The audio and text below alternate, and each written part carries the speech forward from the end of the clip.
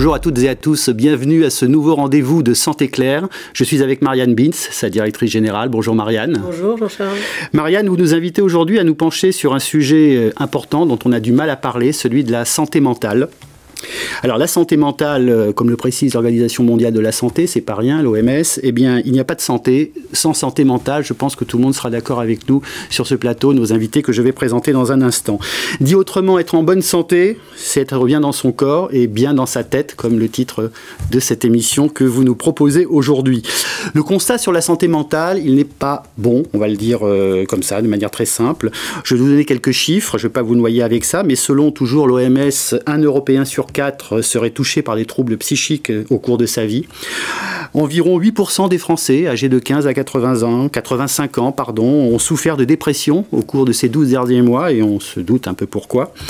Il y aurait 9300 suicides par an et 200 000 tentatives tout de même, soit 24 décès par jour. Et puis enfin, on estime à 12 millions le nombre de personnes souffrant de troubles mentaux.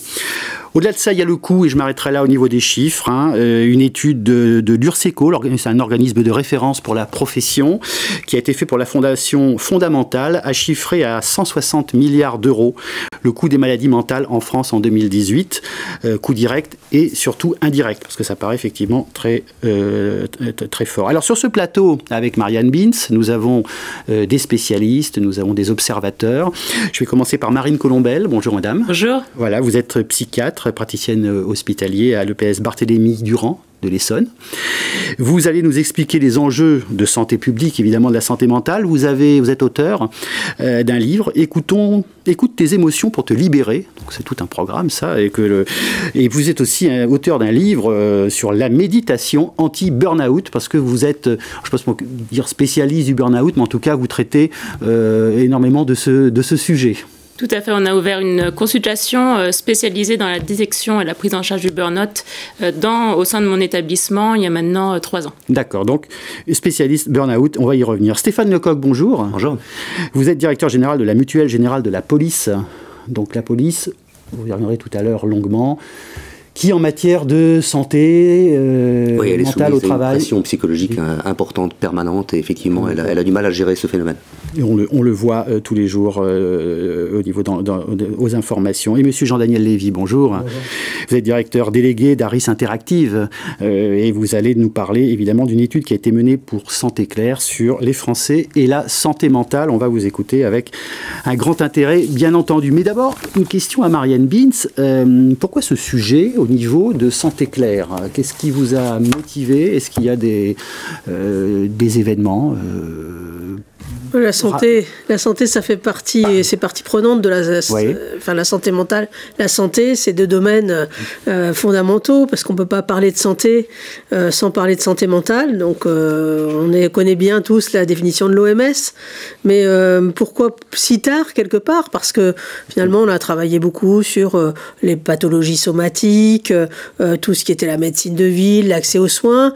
Et la pandémie nous a amené à vraiment poser toute une offre servicielle sur cette thématique de santé mentale qui existait avant, mais qui a pris encore plus d'ampleur et plus de prise de conscience. Et nous avons vraiment tenu à la sortie de cet épisode, j'espère que c'est la sortie, de poser tout un continuum de services qui amène à aider vraiment les gens, puisque c'est notre mission, à s'orienter dans leur parcours de soins. Et le parcours de soins de santé mentale, de mon expérience, c'est sans doute le plus opaque que nous ayons eu à traiter. Et donc nous avons vraiment ressenti le besoin de créer des outils qui aident les Français à s'orienter en matière de santé mentale, en matière de parcours de soins, parce que aujourd'hui c'est un domaine où il y a à la fois beaucoup de problématiques et beaucoup de tabous, et donc l'accès à l'information est extrêmement faible, et on ne peut pas mobiliser ces ressources à travers ces relations, comme on peut le faire dans d'autres secteurs, parce qu'on ne peut pas en parler. Donc il est d'autant plus important de proposer des services pour que les gens puissent se repérer, puissent s'orienter, puissent aller vers les bons soins au bon moment. C'est la mission de Santé Claire à la base, puisque c'est notre raison d'être d'aider les Français à s'orienter dans le système de santé, à faire les bons choix. Donc des services sur lesquels vous reviendrez tout à l'heure, qui sont inclus dans les complémentaires santé de vos partenaires. Exactement. La plupart de nos partenaires aujourd'hui, depuis le 1er mars, c'est tout neuf, les mettent en place et donc ils peuvent être consommés, utilisés le plus possible par les gens qui ont besoin d'avoir un accès aux soins et de savoir s'orienter dans le système de santé. Donc c'est une solution finalement qui facilite l'accès aux soins en santé mentale et on en a bien besoin parce que c'est une thématique quand on y a travaillé depuis 2 ans pour monter ce projet. On était à certains moments assez vraiment ébranlés par les chiffres qu'on envisageait, mais on n'avait pas l'idée que c'était à ce point-là, que les choses étaient si difficiles. Certains témoignages, c'est vraiment une thématique où on a ressenti qu'il y avait besoin d'apporter du serviciel. Donc il y a 2 ans, au début du Covid. C'est ça.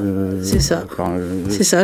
Chaque nouveau ligne servicielle, pour nous, c'est un gros travail avec l'équipe du Lab Innovation Santé pour vraiment essayer de trouver tous les bons partenaires, les bons ingrédients, certains services qu'on opère nous-mêmes dans un continuum de services pour essayer de bien cibler par rapport aux besoins des Français et aussi d'avoir cette étude aussi statistique sur comment ressentent les Français, enfin comment ils sentent la santé mentale, qu'est-ce qu'ils ressentent, qu'est-ce qui leur manque, comment aujourd'hui ils le vivent. C'était important pour nous d'avoir ces chiffres issus de ce sondage dans le cadre des parcours de soins, puisque c'est toute une série de sondages que l'on fait sur les parcours de soins des Français. Donc le domaine de la santé mentale, c'est le dernier. On a aussi beaucoup utilisé ces chiffres pour réfléchir aux offres servicielles qu'on allait déployer.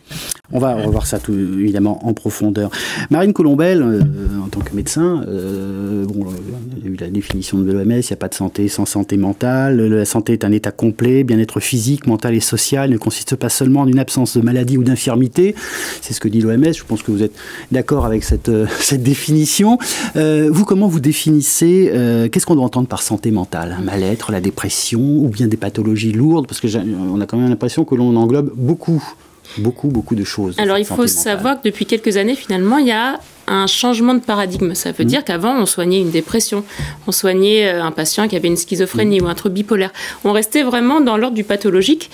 Ce qu'a apporté cette définition et surtout la vision de la médecine et de la médecine de la santé mentale, c'est qu'on ne peut pas se contenter de soigner. Il faut faire de la prévention et il y a un vrai continuum finalement entre être en bonne santé mentale, se sentir bien, être malade. Il y a des étapes pour y arriver et plus on travaille en amont finalement et plus on va essayer de ralentir le processus pathologique pour éviter peut-être que les gens tombent malades.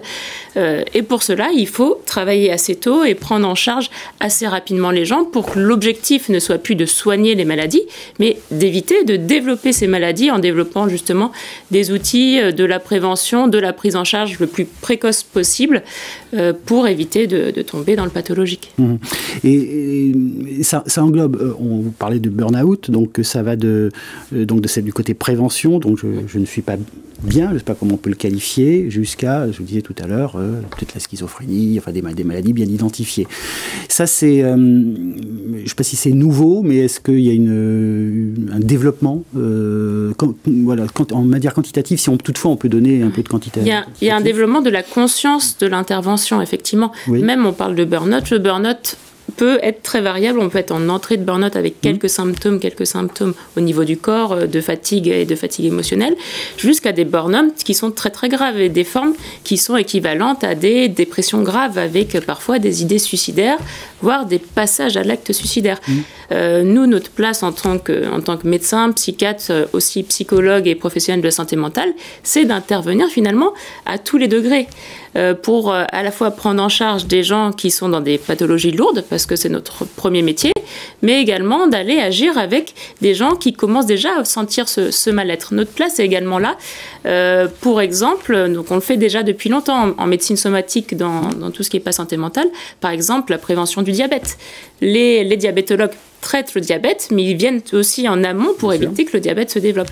Et je pense que cette conception-là de la santé mentale est très bénéfique pour tout le monde parce qu'on va du coup prendre en charge une population qui est assez large, qui va avoir des réponses en fonction du niveau pathologique et du niveau de souffrance de souffrance mentale.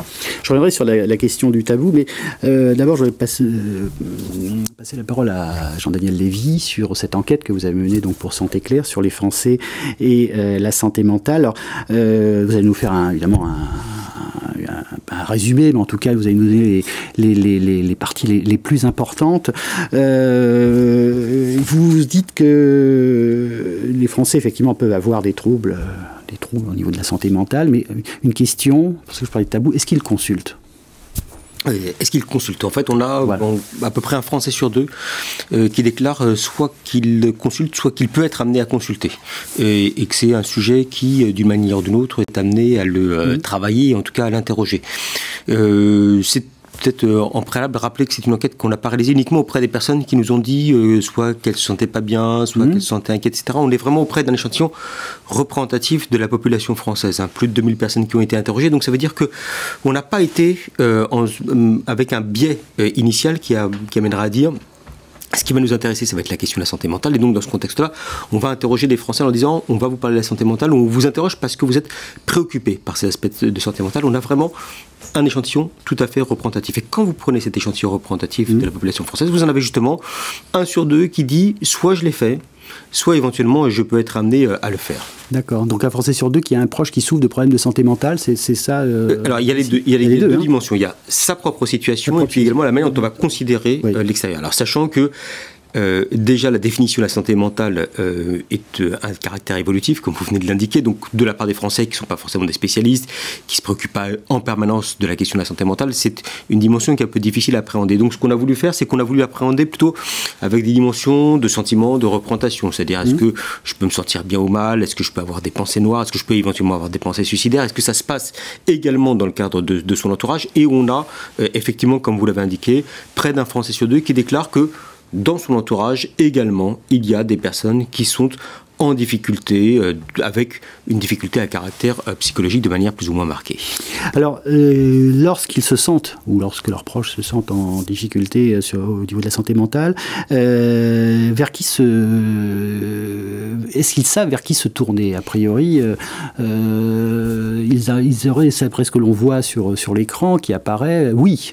Une grande majorité. Oui, globalement, ils disent en fait qu'ils savent vers qui se tourner. Ils se tournent principalement, comme c'est souvent le cas, quand on ne sait pas forcément à qui s'adresser, on va voir le médecin traitant. Donc voilà. Là, c'est le cas de manière assez nette. Et puis, dans un même élan, il y a 2 autres acteurs vers lesquels les Français peuvent être amenés à se tourner, que sont les psychologues et les psychiatres. C'est cité en fait par plus d'un Français sur 10 que nous avons été amenés à interroger. Mais en tout cas, on sait bien que lorsqu'il y a une interrogation, lorsqu'on a besoin d'avoir un aiguillage ou lorsqu'on a besoin d'avoir un conseil, on va se tourner vers le partenaire de confiance humain, entre guillemets, qu'on connaît dans le cadre du quotidien, et c'est le cas du médecin traitant. D'accord, c'est le médecin, porte d'entrée le médecin traitant.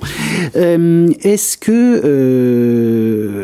qu'on se tourne vers la famille ? Je ne sais pas si vous l'avez, si ça a été quantifié dans votre étude. Ça a été un peu quantifié. On sait que c'est pas forcément le premier acteur vers lequel on va être amené à se tourner, notamment parce que c'est un sujet et en même temps c'est un sujet extrêmement difficile à aborder. Et on le voit bien dans le cadre de notre enquête. On le voit même d'une manière générale, en fait, que quand on interroge les Français, quand on leur dit, quand on leur parle de troubles ou de difficultés d'ordre psychologique, est-ce que ça vous fait peur ou pas ? Nous avons les 2 tiers des Français qui disent oui, ça me fait peur. Et on n'a probablement pas exactement le même type d'inquiétude à l'égard d'autres types de maladies ou de pathologies, qui fait qu'il y a une forme de tabou qui existe encore aujourd'hui dans la société française, où on a du mal à pouvoir l'aborder, on a du mal à pouvoir savoir exactement comment l'appréhender en tant que tel, et donc forcément c'est une difficulté pour pouvoir en parler dans le cadre de son entourage. Mais on a conscience, c'est ça qui c'est assez intéressant. Et alors je vois que plus de la moitié des Français sur votre étude, notamment en partie, ont déjà pris des médicaments pour des questions de santé mentale, que plus d'un quart des Français ont recours à un traitement dans la durée, donc ça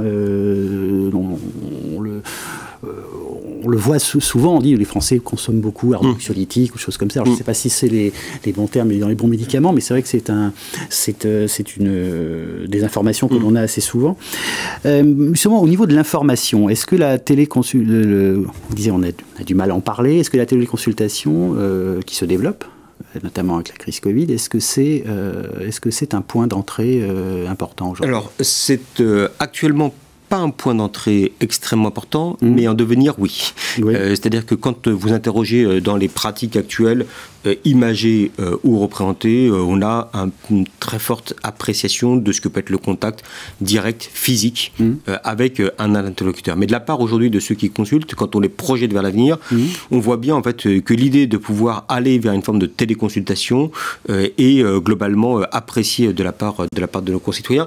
Ça, ce qui est assez, je trouve intéressant, c'est que c'est une pratique qui ne touche pas uniquement aujourd'hui la question de la santé mentale, et donc il y a une évolution du rapport que l'on peut avoir avec ces praticiens, et qui fait que, quel que soit le type de pathologie auquel on pense être soumis, on va considérer que le fait d'avoir un échange à travers un écran ne constitue pas un point absolument rebutant. Alors, nous sommes ici notamment avec Santé Claire.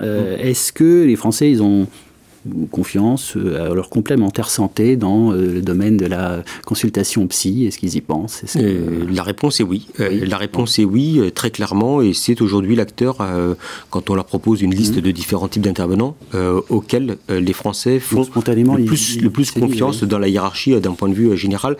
Ce que je trouve intéressant, c'est que ce sont des sujets, on l'a déjà vu ensemble, qui ne touchent pas que la question de la santé mentale. Et donc, en fait, il y a aussi une relation de confiance qui est exprimée à l'égard aujourd'hui des complémentaires santé, qui fait que on va considérer que dans le cadre, entre guillemets, des petits bobos du quotidien, des préoccupations qu'on peut avoir en matière de santé physique comme en matière de santé mentale, globalement, un interlocuteur de confiance peut être aujourd'hui les complémentaires santé. Complémentaires santé. Monsieur Lecoq, globalement, qu'est-ce que vous pensez? Depuis tout à l'heure, vous avez été sage, je ne sais pas. Ouais, ça doit être ça. Non, tout ce que vous avez pu entendre, et surtout alors par rapport à l'enquête d'Aris Interactive, sur cette difficulté d'en parler. Je pense que c'est quelque chose qui est un vrai sujet chez nous. C'est un vrai sujet chez vous, on pourrait y revenir, mais là, très vite, vous reconnaissez un peu dans cette... Complètement. La MGP a pour mission de protéger les forces de sécurité au sens large, essentiellement les policiers et les surveillants pénitentiaires, qui sont des Français comme tout le monde, mais avec une activité professionnelle particulière, qui les soumet effectivement à une pression psychologique forte.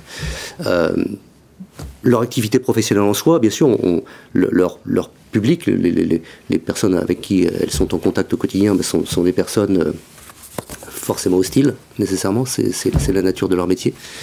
Il y a aussi un phénomène qui s'est passé ces dernières années, qu'on pourrait appeler d'ascenseur émotionnel, entre les événements du Bataclan qui ont généré un engouement de la population pour la police, on les remerciait, on embrassait les flics, aux Gilets jaunes juste après, un épisode hebdomadaire de violence hyper médiatisé avec chaque membre des forces de l'ordre qui avait autour de lui une dizaine de smartphones quand il intervenait.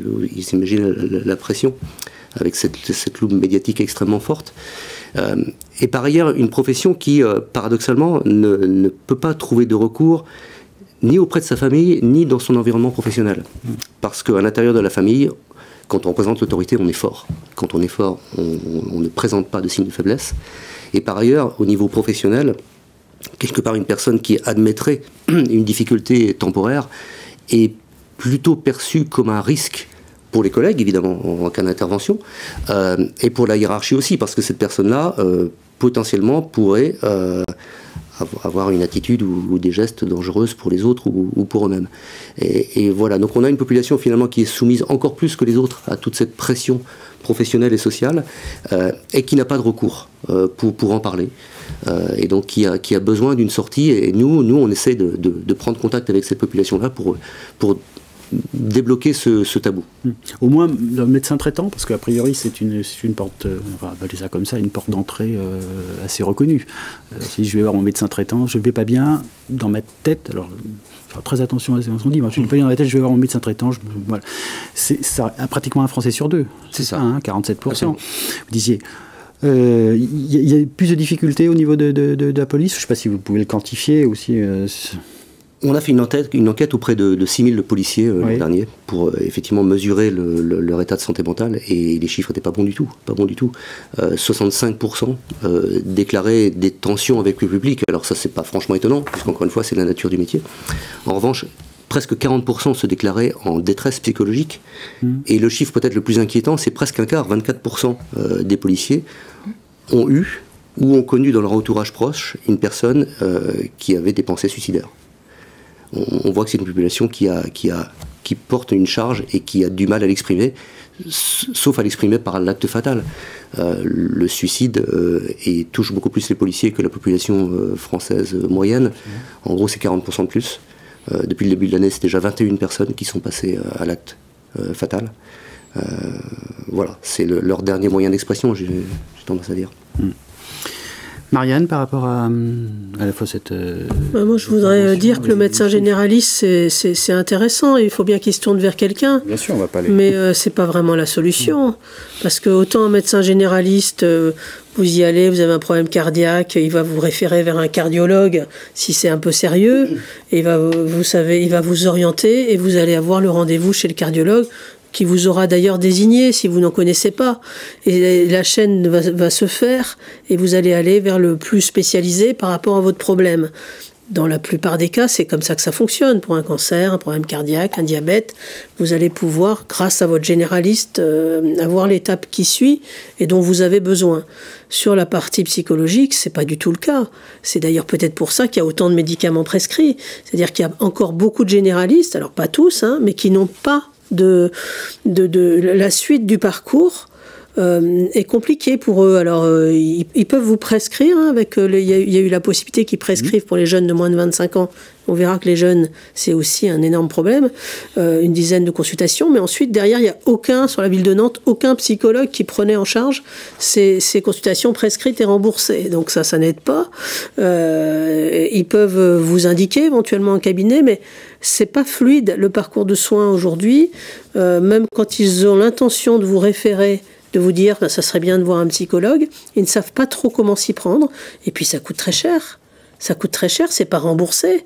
Et donc, c'est bien d'en parler à un médecin généraliste, c'est déjà très bien, mais c'est loin d'être suffisant et ça n'est pas assez organisé. Les parcours de soins ne sont pas au rendez-vous. Alors, sur le remboursement de la psychologie, il y a eu des avancées sur le plan législatif, puisqu'il va y avoir des remboursements. Alors, on sait tous qu'il y a quelques controverses sur le sujet, notamment au niveau des tarifs, donc c'est pas l'objet de ce débat, mais il y a quand même quoique, mais je veux dire, pas rentrer dans le détail, entre guillemets, des revendications des uns et des autres, mais c'est vrai que c'est le sujet, et bien entendu pour les complémentaires santé, mais ça prouve quand même qu'il y a au moins une prise de conscience. On va prendre la bouteille à moitié pleine, c'est-à-dire qu'il y a une prise de conscience qu'il faut aller, parce qu'on vient de loin jusqu'à présent, les consultations, je parle de psy, n'étaient pas remboursés. Enfin, je parle de psychologue, parce que psychiatre, oui, au niveau de la médecine, mais juste me rappeler les choses avant. Juste pour reprendre sur le médecin, de la place du médecin généraliste, parce que moi, je ne suis pas tout à fait d'accord. Oui. Les médecins généralistes, à peu près un tiers de leurs consultations concernent finalement la santé mentale. Oui. De la dépression, mais simplement gestion du stress, troubles anxieux, mal-être. Ils en ont conscience et ils sont de mieux en mieux formés pour répondre à cette question-là. Il y a des parcours qui existent, donc des parcours publics, par exemple, avec les centres de consultation médico-psychologiques, les fameux CMP, ou privés. Je pense qu'il y a surtout un travail, finalement, pour donner des outils à ces médecins généralistes, mais ces médecins généralistes ont déjà conscience du besoin de la bonne santé mentale de leurs patients et de les accompagner au mieux. Surtout que ce sont des personnes, les médecins généralistes, qui sont vraiment au cœur des familles. Souvent, ils suivent les personnes tout au long, finalement, de leur vie, des fois de l'enfance jusqu'à l'âge adulte. Ouais. Et finalement, c'est pour moi le meilleur intermédiaire médical pour la gestion du risque psychosocial, parce qu'ils savent comment est la personne à la base, et je pense que c'est les mieux placés pour aller tirer la sonnette d'alarme et dire là, il y a un changement, il faut agir, il faut se traiter. Donc ça, c'était la question des généralistes. Ensuite, la question, effectivement, du remboursement des psychologues. Donc, qui fait beaucoup débat en ce moment. Alors, je vais donner les deux parties, comme ça les auditeurs seront libres de jugement.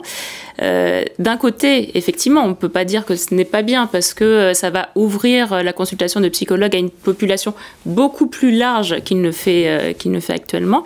Et il y a vraiment un travail donc, d'information qu'on peut se faire prendre en charge assez rapidement lorsqu'on est en souffrance et qu'il faut se faire prendre en charge assez rapidement lorsqu'on est en souffrance. Et je pense qu'effectivement, le fait de rembourser la consultation va dans ce sens-là de la prévention de la santé mentale. La question, c'est le taux de remboursement et c'est ce qui pose question à beaucoup de psychologues. C'est que lorsqu'on va rembourser cette consultation, les psychologues ne pourront pas dépasser le seuil demandé finalement par l'État. Et ce seuil n'est pas viable s'ils continuent à faire des consultations d'une demi-heure à 1 heure. C'est là la question, et ça, le débat n'est pas encore tranché sur ce point. La question du montant du remboursement, en fait, de montant de la prise en charge, qui est quelque chose d'assez classique. Enfin, je veux dire, c'est une controverse, c'est une question assez classique, enfin, qui est importante, effectivement, qui est très faible. Justement, avant de redonner la parole à Marianne, justement, pour passer une vidéo très intéressante, quand on parle de tabou, est-ce que vous pensez qu'il y a encore un tabou aujourd'hui sur la santé mentale ou pas? Alors, je pense que là, il va y avoir peut-être des réponses différentes, et c'est ça qui est bien, mais est-ce que vous pensez qu'il y a encore un tabou, ou bien c'est un tabou qui se... Oui, mais de moins en moins. Voilà, c'est ça. J'ai un peu une réponse de Normand. Oui, très bien. Non, mais c'est bien ça. Je pense que vraiment, il y a un avant et un après Covid, finalement. Le Covid, ça a été une mise en pause de l'État entier. Les gens se sont arrêtés pendant un moment de travailler, ont dû se réadapter très rapidement à un mode de travail qu'ils ne connaissaient pas pour la plupart, qui est le télétravail, avec certaines personnes qui ont connu un épanouissement dans ce changement et d'autres qui, au contraire, en ont eu une véritable souffrance. Et il y a eu vraiment une prise de conscience que notre travail a quand même un rôle central dans notre vie, il y a un rôle d'épanouissement. Et je pense que le Covid a changé ce point de vue sur le travail. Beaucoup de prises de conscience ont été faites et les gens ont petit à petit accepté de dire si ça ne va pas, peut-être que je ne vais pas rester seul avec ce désarroi, il faut peut-être aller consulter. Et consulter notamment en téléconsultation, c'est ce qu'on a vu, où il y a un changement vraiment de mentalité depuis cette période-là. Oui, le tabou, il existe sur la santé mentale, mais il est de moins en moins fort et je pense que c'est moins en moins difficile de dire je vais voir un psychologue ou un psychiatre parce que j'ai certaines difficultés. Il y a un changement qui se fait. Il y a un changement qui se fait, mais peut-être on vient de loin aussi. D'où vous voyez, dire. C'est relatif, ça dépend parce qu'on vient de loin. Aussi. Dans les grandes villes, ça doit être plus facile et dans certains milieux d'en parler que dans d'autres types de professions. Où peut-être les hommes, les hommes en parlent aussi moins facilement que les femmes. Je pense qu'il reste quand même beaucoup de tabous. Moi, ça me fait penser au cancer il y a une trentaine d'années, où on disait il est mort d'une suite d'une longue maladie. On dit encore. On dit encore, oui. Beaucoup moins. Mais c'est vrai qu'on on prononçait pas ce nom. Et il y a eu beaucoup de travail. Et maintenant, on a eu cette émission sur Octobre Rose, des femmes qui ont eu le cancer, qui s'expriment. Aujourd'hui, pour cette émission, trouver un patient qui accepte de témoigner sur ses parcours de soins, c'est pas possible. Donc ça prouve bien qu'il y a encore un tabou, puisqu'on ne veut pas en parler. Ah oui, je voudrais bien en parler, mais dans mon travail, les gens ne le savent pas, ça va être gênant, et mes enfants, qu'est-ce qu'ils vont penser si j'apparais sur des écrans? Alors qu'on trouve sur le cancer aujourd'hui beaucoup de gens qui donnent du courage aux autres parce qu'ils peuvent témoigner. Ça reste quand même un tabou très fort. Alors je suis d'accord, ça va un peu mieux. Je ne sais pas s'il faut dire grâce au Covid. Ça a beaucoup empiré grâce au Covid aussi. L'isolement des gens a contribué à faire exploser les pathologies. Donc on en parle plus, mais aussi parce que ça flambe. Parce que ce n'est pas qu'une épidémie de Covid, c'est une épidémie de santé mentale qu'on a eue. Oui, peut-être parce qu'en fait, il y a eu la perception qu'il y a eu des phénomènes extérieurs et qui n'étaient pas uniquement des phénomènes propres. Oui, et donc, en fait, donc c'est devenu plus simple. C'est-à-dire qu'en fait, il y a aujourd'hui... C'est le Covid. C'est devenu le Covid. Et donc, c'est le fait du Covid qui fait qu'il y a une accélération de ce que peut être justement les enjeux de santé mentale. Donc, il y a probablement cette dimension-là et je rebondis sur ce que vous indiquez. C'est-à-dire qu'on est quand même censé être fort et on est quand même censé maîtriser un peu ce qui se passe dans la tête. Quand on a une maladie qui s'impose à nous, on a pu avoir éventuellement des comportements déviants, mais ça ne correspond pas en fait en gros à ce qu'on est au fond de soi. Donc c'est peut-être une des raisons pour lesquelles aujourd'hui, à l'égard de la santé mentale, il y a encore malgré tout une partie des tabous qui existent à l'heure actuelle. Donc effectivement ça a changé, mais on le voit bien, et dans le cadre de l'enquête qu'on a réalisée ensemble, un des lieux où c'est le plus difficile de pouvoir en parler, c'est dans le cadre de l'environnement professionnel. Alors certes, effectivement, il y a des reconnaissances que peut être le burn-out, le bore-out aussi, et qui constituent en fait des enjeux psychologiques, mais que dans un mélange, autour de ses collègues, eh ben, c'est pas toujours évident de pouvoir en parler. Et j'imagine qu'il y a 2 métiers dans lesquels c'est encore plus difficile. Et pour rebondir justement sur ce que disait Marianne Binz tout à l'heure, effectivement, quand on est dans des milieux sociaux qui sont plutôt élevés, quand on est face à des personnes qui sont plutôt diplômées, lorsqu'on évolue dans des centres urbains, ou même lorsque on a dans son entourage déjà des personnes en fait qui ont verbalisé le fait qu'ils étaient en difficulté psychologique, là, ça aide à pouvoir prendre la parole. En revanche, quand on est dans des lieux qui sont des lieux en fait où c'est moins un sujet du quotidien entre guillemets, où on est face à des personnes qui sont moins diplômées, où on a déjà moins été amené à parler d'une manière générale ou d'acculturer aux enjeux de la santé mentale, là effectivement il y a encore ces très forts tabous qui reposent sur les individus, avec des risques effectivement de rester face à soi-même et de ne même pas oser entre guillemets aller consulter quelqu'un. Bon, c'est ce que vous décrivez, Stéphane Lecoq, très profondément, très simplement. Absolument, absolument. Ce tabou est encore très fort. Chez vous, c'est bon. On est fort et donc on n'admet pas ses faiblesses. C'est pour ça que nous, en coordination ou en propre à la MGP, on travaille à la prévention et à la détection. C'est vraiment important pour nous.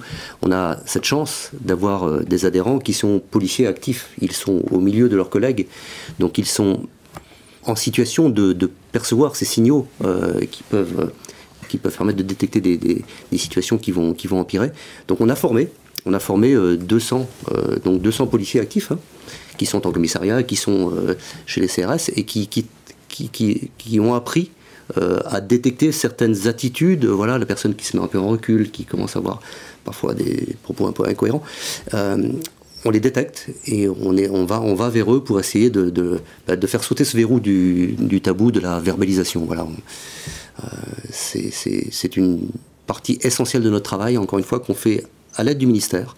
Mais le ministère ne peut pas tout, parce ce qu'il représente, le ministère ne peut pas tout, mais nous on est les collègues. Donc on a une capacité d'accès et de dialogue avec ces personnes-là qui est plus facile et qui je pense, aide les personnes à sortir de leur isolement. Et je sais pas si on peut dire, est-ce que c'est quantifiable aujourd'hui? Est-ce que vous avez pu dire, voilà, on a détecté X cas, tant de cas, ou pas encore, pas forcément? Alors, on détecte des cas, oui. On les incite à s'orienter vers leur médecin traitant, vers oui. psychologue, etc.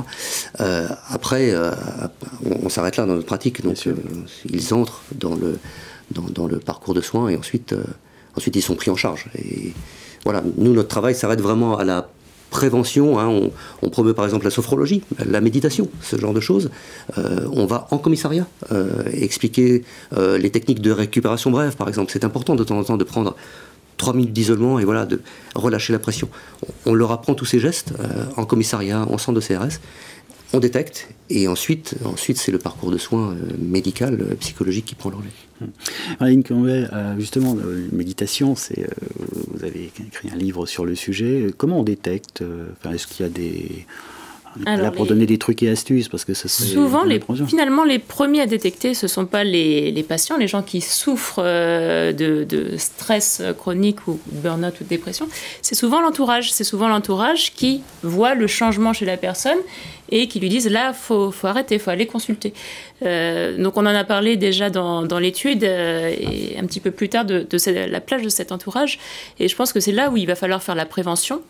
C'est vraiment dire lorsque vous voyez qu'il y a quelque chose qui va pas bien chez quelqu'un qui est en souffrance, ne restez pas là sans rien dire, agissez. Et l'action, c'est simplement de donner le bon conseil au bon moment.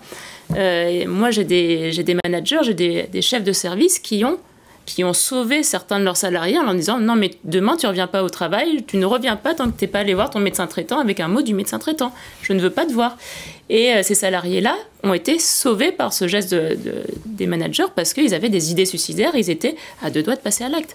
Donc il ne faut pas négliger la place de l'entourage. Je pense que plus on ira proche des patients qui sont en souffrance, plus on sera efficace. Donc c'est très bien de former les policiers en eux-mêmes pour les détecter, mais il faudrait que tout le monde soit formé, un peu comme les soins de premier secours, où on sait que plus la population générale est formée, plus la prise en charge sera précoce. Comme quelqu'un qui fait un arrêt cardiaque dans la rue, s'il y a un passant à côté qui connaît les premiers gestes, il va sauver cette personne.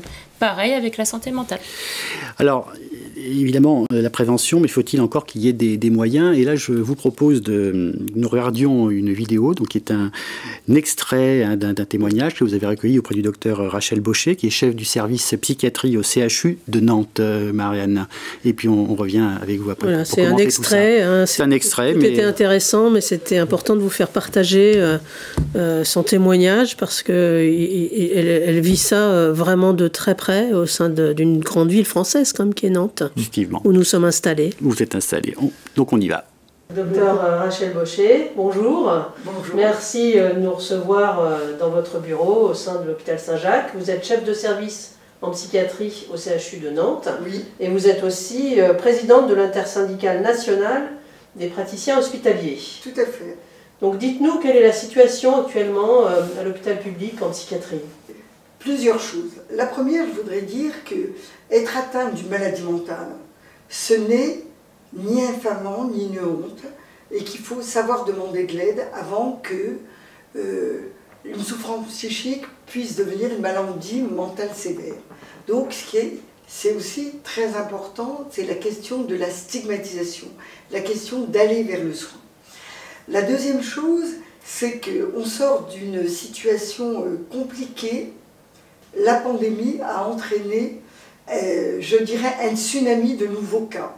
C'est-à-dire une avalanche de nouveaux cas dans nos services et dans nos consultations, puisque globalement, il y a une détérioration de la santé mentale des Français. Pour les jeunes, on a même une augmentation, même si on y reviendra, de 11% par rapport à la situation habituelle, avec une augmentation des troubles variés et variables, toutes catégories confondues, en ce qui concerne la dépression, l'anxiété, les stress post-traumatiques, bien sûr des troubles addictifs. Et pour les jeunes, on y reviendra, des troubles aussi de phobie sociale, phobie scolaire. Et attention, parce que les adolescents seront les adultes de demain, donc il va de notre responsabilité d'aider et les jeunes et les moins jeunes, et ne pas oublier bien sûr les personnes âgées. Mais, donc pour vous dire dans quel état on était. Donc, une situation concernant la psychiatrie publique au bord de l'implosion, des files actives qui sont saturées, une absence d'une prévention en panne, alors que ce qui est important de savoir, c'est entre 15 et 25 ans, c'est l'âge majeur de construction de l'individu, mais c'est l'âge où débutent les pathologies psychiatriques. Or, entre les premiers symptômes et le premier diagnostic, il se passe 10 ans. Donc il faut absolument travailler la prévention, le repérage précoce, et puis certainement aussi aller dans le sens de l'innovation et de la recherche. Donc on se dit, aujourd'hui, que fait-on? Il faut être attentif à soi-même, être attentif à ses émotions. Je dirais que, surtout pour les adolescents, mais c'est valable aussi en période de grande vulnérabilité, comme la pandémie, on est des éponges à émotions. Donc on absorbe. Donc forcément, cette fragilité, elle est accrue. Il faut verbaliser. Donc ce que vous proposez, c'est aussi intéressant, parce que dans le dédale des offres qui sont diverses, où les gens ne se retrouvent pas, il faut clarifier, il faut simplifier, il faut informer, et il faut aussi aider les gens à verbaliser leurs émotions et les plus négatives. Les gens sont très seuls. Je vous l'ai dit, la solitude fait mal, mais aussi en période de Covid, elle a été redoublée par ce sentiment de paria. Quand on est malade, quand on a le Covid, mais en plus quand on est déprimé. Parce qu'être déprimé, être anxieux, ça ne facilite pas le fait d'aller consulter. Parce que forcément, on est replié sur soi-même. On n'ira pas vers. Pour aller vers, il faut avoir une main tendue. Et je pense que le type d'initiative que vous avez peut faciliter le aller vers. Il faut verbaliser, c'est ce que dit le docteur Rocher, Marianne Binz. Alors, vous aider à verbaliser avec vos outils, dont vous avez parlé en tout début d'émission. Expliquez-nous. Alors, on a vraiment réfléchi du plus petit symptôme au plus grave. Alors, c'est pas un parcours au sens où on va pas forcément cheminer, on va peut-être tout de suite utiliser le service pour savoir vers quelles urgences se tourner, mais ça peut aussi être un parcours. Donc on a un continuum de services. Premier service qui me semble important, parce que c'est souvent le point oublié, c'est la somatisation. avec notre partenaire en intelligence artificielle que vous connaissez, Charles, s'appelle Ada. Ada, oui. On avait bien remarqué qu'il y avait à peu près 20-25% des gens qui rentraient par un symptôme et les premiers diagnostics étaient d'ordre psychologique ou psychiatrique. Et donc on a remis cet outil à la base pour tout ce qui est l'expression du corps. J'ai mal au ventre, j'ai mal au dos, je me sens très fatiguée, j'ai mal à la tête. On peut rentrer par un symptôme somatique et ressortir par un diagnostic, un pré-diagnostic, parce qu'on n'a pas le droit de dire diagnostic, qui serait plutôt psychologique, et là être orienté en fonction du type de symptômes, y compris parfois des choses graves, on oriente vers les urgences. Si les gens ont des pensées suicidaires, par exemple, ça fait partie des questions qui arrivent assez vite, et là, c'est plus du tout le même parcours de soins. Deuxième aspect, derrière le somatique, l'aspect bien-être. C'est curieux, dans notre société, on parle sans arrêt de bien-être, être bien, mais finalement, les outils pour aller vers plus de bien-être, ils sont pas facilement à disposition des gens.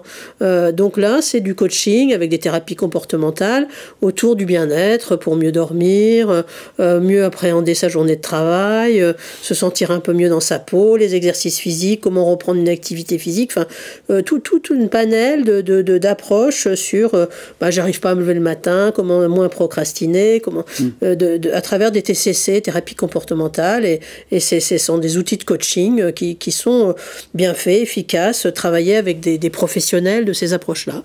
Donc, un premier niveau qui est assez facile et qui arrive tôt dans le processus, parce que c'est ça qui est important. Il ne faut pas vraiment attendre à 10 ans, dit Rachel Bochet, c'est très très long cette période.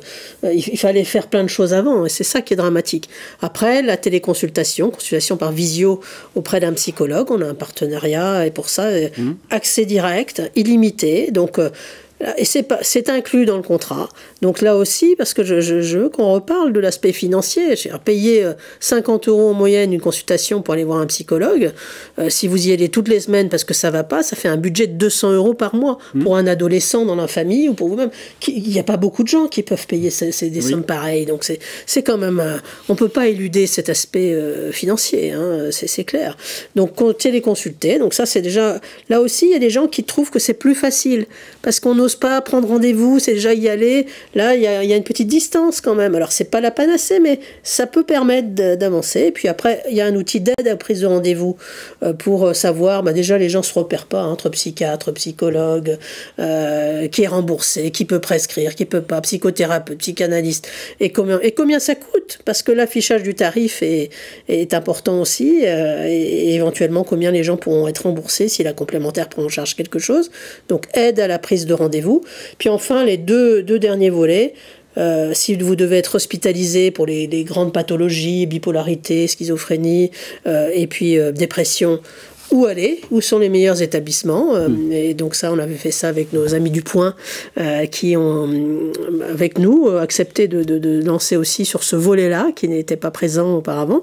Et dernier aspect, là, on a fait un énorme travail de compilation chez Santé Claire sur l'accès aux urgences, puisque les Français ne savent pas forcément qu'il y a beaucoup de services d'urgence qui ne sont pas équipés d'une présence psychiatrique H24 qui va pouvoir prendre en charge des troubles de délire ou de tentative, volonté de se suicider, des troubles graves. Si vous n'avez pas de psychiatre dans les urgences, ça va être compliqué pour les équipes. Donc, où aller, y compris à quels horaires, parce qu'il y a des centres d'accueil de crise que les Français ne connaissent pas, qui sont ouverts souvent jusqu'à 22h, 23h, dans leur ville, tout près d'eux, et puis ils ne savent pas, alors ils vont...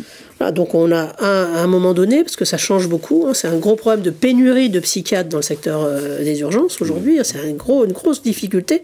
Rachel Bochet nous l'a dit aussi, il y a les hôpitaux tout autour de Nantes qui n'ont plus de présence psychiatrique dans leurs urgences parce que les médecins ont démissionné, tellement il y avait de pression.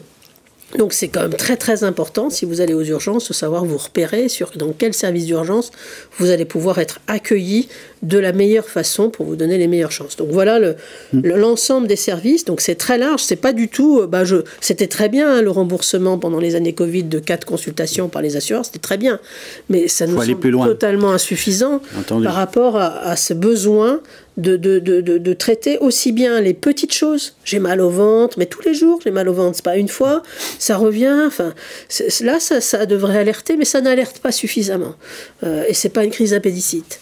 Mais les gens, voilà, jusqu'au plus grave, où sont les urgences, ou les hospitalisations, ou les services de qualité pour les grosses pathologies, c'est important aussi, bien sûr. Cette émission touche à sa fin, mais je voudrais juste Marine Comeux, je me tourne vers vous très vite. Pour les jeunes, est-ce que vous avez quelque chose à dire sur... C'est une vraie question. Hein. Oui. Les jeunes et le Covid, cette population qui était collège, lycée et début d'université, qui ont finalement perdu une partie de leurs repères. Ils ont perdu le lien social aussi qu'ils restaient en bonne santé mentale. Ils se sont retrouvés avec des contraintes de leur travail d'apprentissage, mais aussi de la vision du futur. C'est difficile de se projeter dans un monde post-Covid quand on a entre 15 et 25 ans.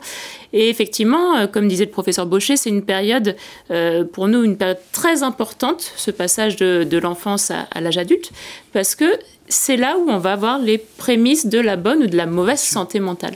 Et c'est absolument dans cette période-là où il faut mettre des moyens pour prévenir, pour détecter, pour offrir des solutions le plus précocement possible à ces jeunes pour qu'ils puissent finalement rentrer dans l'âge adulte et dans le monde du travail en étant épanouis, en ayant un espoir et en ayant une vision claire de ce qu'ils veulent faire de leur vie. Je veux juste quelque chose comme ça très, très rapidement. Est-ce que le cannabis, fumer du cannabis, c'est un signe ? C'est pas un signe, pour moi c'est une catastrophe. D'accord. Clairement parce qu'on sait que ça détériore énormément la santé mentale de tout le monde, mais particulièrement des jeunes qui ont encore un cerveau qui est en construction. On va avoir, nous, en tant que psychiatre, on voit beaucoup de jeunes qui développent des troubles anxieux, des troubles paranoïaques, qui vont faire des fois même leur première bouffée délirante aiguë sous prise de cannabis. Et c'est une information qui, à mon sens, n'est pas assez donnée. On donne un côté au cannabis en disant c'est une drogue douce, ça fait du bien, ça enlève l'anxiété. Mais parce que les gens n'ont pas conscience du versant de bascule que peut entraîner le cannabis au niveau de la santé mentale et qui est une catastrophe et qui est souvent un mode d'entrée aussi dans des drogues parfois plus graves, plus violentes pour une partie de la population. Je vous remercie de le préciser, je trouve que c'était important et je suppose Stéphane Lecoq, c'est pas vous qui allez peut-être dire le contraire. Ah non. Vous qui êtes au contact, voilà. Vous ne rentrez pas au bureau, non, c'était pas ce que nous souhaitons. Voilà, donc Santé Claire vous a présenté sa façon de faire, ses outils. Je ne sais pas en deux mots. C'est une avancée intéressante. Et on va en reparler dans un deuxième plateau, Marianne, qui va être consacré à l'entreprise. Et justement, Marine Bombel, vous restez avec nous, puisque vous êtes une spécialiste du burn-out. Monsieur Stéphane Lecoq, merci. Merci beaucoup d'être venu sur ce plateau, d'avoir témoigné effectivement les difficultés que nous connaissons, que nous voyons, mais c'était encore mieux de vous avoir sur ce plateau, spécialisé sur la santé mentale. Et puis Jean-Daniel Lévy, merci toujours pour vos lumières et de vos approches d'enquête et d'études. Ne nous quittez pas, comme chantait un grand chanteur. Nous revenons pour un deuxième plateau consacré donc à la santé mentale dans l'entreprise.